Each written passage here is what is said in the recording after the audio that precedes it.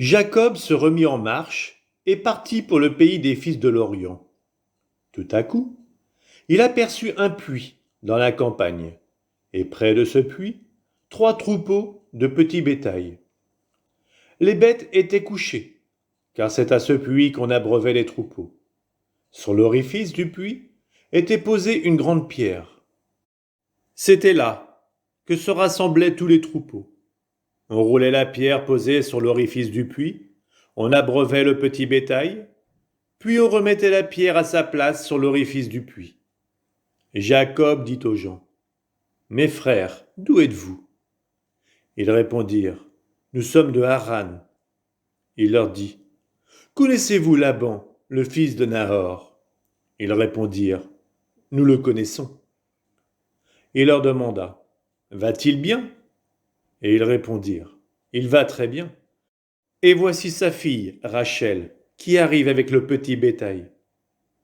Jacob reprit, « Mais il fait encore grand jour, ce n'est pas le moment de rassembler le bétail. Abreuvez donc les bêtes et allez les faire paître. » Ils répliquèrent, « Nous ne pouvons le faire tant que tous les troupeaux ne sont pas rassemblés. » Alors on roule la pierre posée sur l'orifice du puits et on abreuve le petit bétail. Jacob parlait encore avec eux, quand Rachel arriva avec le petit bétail qui appartenait à son père. En effet, elle était bergère. Dès que Jacob vit Rachel, fils de Laban, le frère de sa mère et le petit bétail de Laban, il s'avança, roula la pierre posée sur l'orifice du puits et abreuva le petit bétail de Laban. Alors Jacob embrassa Rachel et il éclata en sanglots.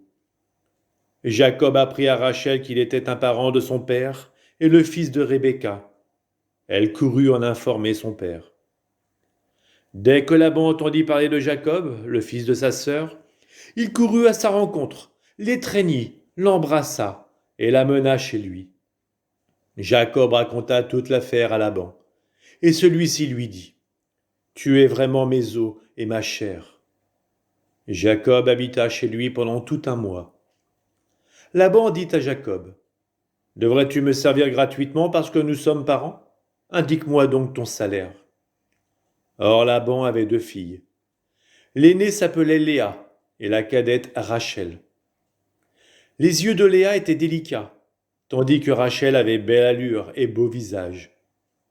Et Jacob se mit à aimer Rachel. Il dit, « Je te servirai 7 ans pour Rachel, ta fille cadette. » Laban répondit, « Je préfère te la donner à toi plutôt qu'à un autre. Reste donc chez moi. » Jacob travailla 7 ans pour Rachel, 7 ans qui lui semblèrent quelques jours, tellement il l'aimait. Jacob dit alors à Laban, « Donne-moi ma femme, car les jours que je te devais sont accomplis, et je veux m'unir à elle. » Laban rassembla tous les gens de l'endroit et fit un festin. Le soir venu, il prit sa fille Léa, l'amena à Jacob, et Jacob s'unit à elle. Laban mit au service de sa fille Léa une de ses servantes, nommée Zilpa. Au matin, voilà que c'était Léa et non Rachel. Et Jacob dit à Laban, « Que m'as-tu fait là ? N'est-ce pas pour Rachel que je t'ai servi ? Pourquoi m'as-tu trompé ?» Laban répondit, « Cela ne se fait pas chez nous de marier la cadette avant l'aînée. Achève la semaine de noces de celle-ci, et nous te donnerons aussi celle-là pour le service que tu feras encore chez nous pendant 7 autres années. » Jacob agit ainsi. La semaine achevée, Laban lui donna sa fille Rachel pour qu'elle devienne sa femme. Laban mit au service de sa fille Rachel une de ses servantes nommée Bila. Jacob s'unit aussi à Rachel, et il aimait Rachel plus que Léa. Il servit donc Laban pendant 7 autres années encore. Le Seigneur vit que Léa n'était pas aimée, et il la rendit féconde, tandis que Rachel était stérile.